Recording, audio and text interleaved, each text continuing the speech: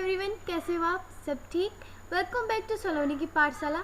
आज हम moral science में चैप्टर 3 द क्वीन जस्टिस मतलब रानी की इंसाफ के बारे में पढ़ेंगे। ओके। और अगर आपने हमारे सेकेंड और फर्स्ट चैप्टर की वीडियोस नहीं देखी हैं तो हमारे ज़रूर जाके देखें वहाँ पे, और हमारे चैनल को लाइक एंड सब्सक्राइब करना ना भूलें। बेल आइकन भी ज़रूर दबाएं। अगर आपने सब्सक्राइब पहले से कर लिया है तो इसे शेयर ज़रूर करें ताकि खुद पढ़ें, अपने दोस्तों को भी पढ़ाएं। चलो स्टार्ट करते हैं। Okay.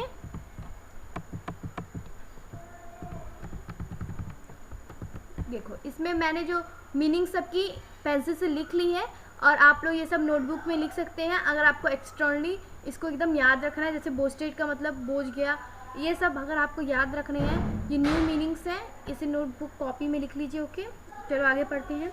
Amina was an old women. Amina एक बूढ़ी महिला थी। She was planning to go on a privilege. वो तीर्थ यात्रा पर जाने की प्लानिंग कर रही थी, तैयारी कर रही थी। She needed some money immediately. उसे तुरंत कुछ पैसे चाहिए। Amina went to pawn broker to pawn her precious jewellery. Pawn broker मतलब साहूकार, और पॉन मतलब होता है मोहरा। ओके। और वो अपना जो बहुत प्रीशियस ज्वेलरी था, उसका बहुत महंगा, बहुत कीमती ज्वेलरी था, गहने थे, वो अपने साहूकार के पास गिरवी रख दी। किसके? कुछ मोहरों के लिए। Okay. The pawn broker assured her that her jewellery would be safely kept in locker. Pawn broker ने उसे आश्वासन दिया कि जो तुम्हारे गहने हैं उसे मैं सेफली लॉकर में रख दिया हूँ। Further he told her that only half of the value of the jewellery would be given to her. उसने उसे कहा कि इसके जो ज्वेलरी की कीमत है उसके बस आधा ही तुम्हें मिलेगी। And advance interest of 3 month, और 3 मंथ का इंटरेस्ट मिला के would be given deducted from this amount, और मिलेगी तुम्हारे डिडक्ट मतलब काट लिया जाएगा अमाउंट से 3 मंथ का इंटरेस्ट भी। Okay. If she fail to pay back the amount before the end of the 3rd month, अगर तुम 3 मंथ के अंदर हमें पैसे मेरे नहीं लौटाए, ज्वेलरी का जो आधा मैंने तुम्हें दिया है रुपीज़, उसे नहीं लौटाएं, her jewellery will be sold off, और तुम्हारी ज्वेलरी क्या बेच दी जाएगी। He boasted of the popularity of her shop and told Amina not to worry. और बोस्टेड मतलब वो बहुत बोस्ट, ये बोझ गया मतलब ये बहुत मैंने गलत मीनिंग रखी है। बोस्टेड करना मतलब बहुत बढ़ा चढ़ा के अपने शॉप की पॉपुलरिटी करने लगा, लोकप्रियता के बारे में बताने लगा कि मेरा शॉप इतना पॉपुलर है, ये वो अमीना को बताने लगा, और कहा कि तुमको चिंता करने की कोई ज़रूरत नहीं है। Amina handed over the jewellery box to him and left for privilege. अपना जो ज्वेलरी था उसने वहाँ पे अपना ज्वेलरी उसे दे दिया और तीर्थ यात्रा के लिए चली गई। 2 days before the expiry of 3 months, she come back and went to the pawnbroker shop. 2 दिन बचे थे 3 मंथ की एक्सपायरी होने में, तो क्या वापस आई पॉन ब्रोकर के पास, साहूकार के पास, अपने गहने लेने के लिए। She did not recognise her. Blunting told not to come to his shop again. वो उसे पहचान नहीं पाया। ब्लूंटिंग मतलब स्पष्ट रूप से, और उसे स्पष्ट रूप से कह दिया कि तुम मेरे शॉप पे फिर से मत आना। He also told her that she had never vouched her jewelry to his pawn। और उससे कहा कि तुमने कभी भी अपना कोई भी ज्वेलरी मेरे पास नहीं गिरवी रखा है। Okay. she was much upset but could think of no way to get her jewelry back। वो बहुत दुखी हो गई और उसने सोचा कि अब कोई रास्ता नहीं बचा क्या मेरे ज्वेलरी के वापस लाने के लिए। A well-wisher told her to complain about it to the queen।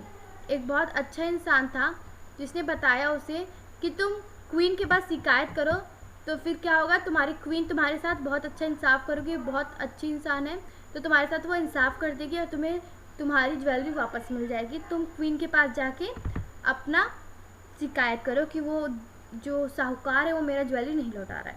Amina went to the queen. Amina क्या क्वीन के पास गई। She narrate the facts of the queen. Narrate मतलब सुनाई। उसने सारा अपना जो तथ्य मतलब जो भी उसके साथ हुआ था वो सब क्वीन को सुना डाली। Who listened to her patiently. Queen जो उसको बहुत धीरज पूर्वक देख रही थी। The queen told her that she need not to worry. Queen ने कहा कि तुम्हें कोई चिंता करने की जरूरत नहीं है। The jewellery will be back in her hand some soon. उसने कहा कि तुम्हारी ज्वेलरी तुम्हारे पास बहुत जल्दी आ जाएगी तुम्हारे हाथों में। The queen asked her to reach the pawn broker shop to a specific time on splitted day. Queen ने कहा कि पॉन ब्रोकर के पास मैं खुद जाऊंगी, एक बहुत अच्छे टाइम पे, मेरे टाइम और एक निर्धारित समय पे जाऊंगी। स्पेसिफिक मतलब निर्धारित समय पे जाऊंगी। The queen posed as a rich lady and carried a big box full of diamond stud jewelry to the pawnbroker store. जो क्वीन थी वो बहुत रिच लेडी की तरह बन गई और उसने एक बहुत बड़ा सा बॉक्स लिया जो डायमंड स्टड से भरा हुआ था वो और फिर पॉन ब्रोकर के साहूकार के दुकान पे चली गई. She was wearing a burqa so her identity could not be known to the pawn broker. उसने बुरखा पहना था जिससे कि उसका पता ना चले किसी की आइडेंटिटी की वो क्वीन है, इसलिए बुरखा में वो गई थी उस पॉन ब्रोकर के पास.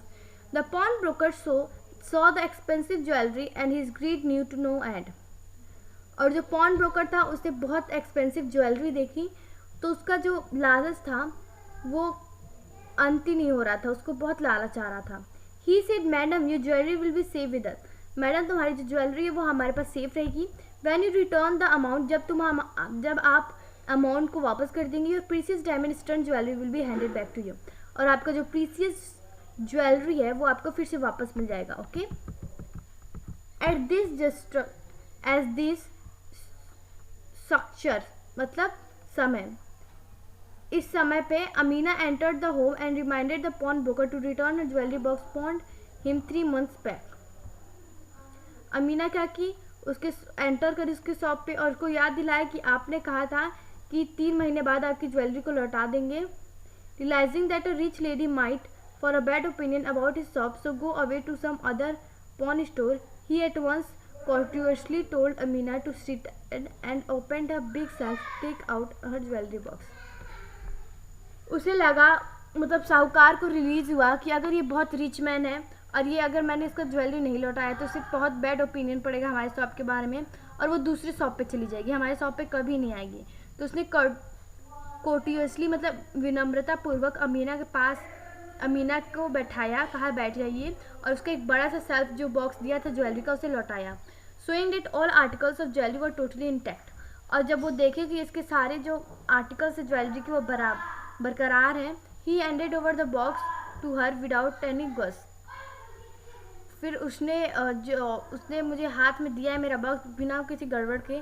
This was a good policy impress the other lady in बुरखा.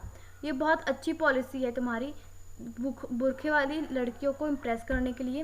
Eight this the queen disclose her identity and recommended him to refrain for facts in future.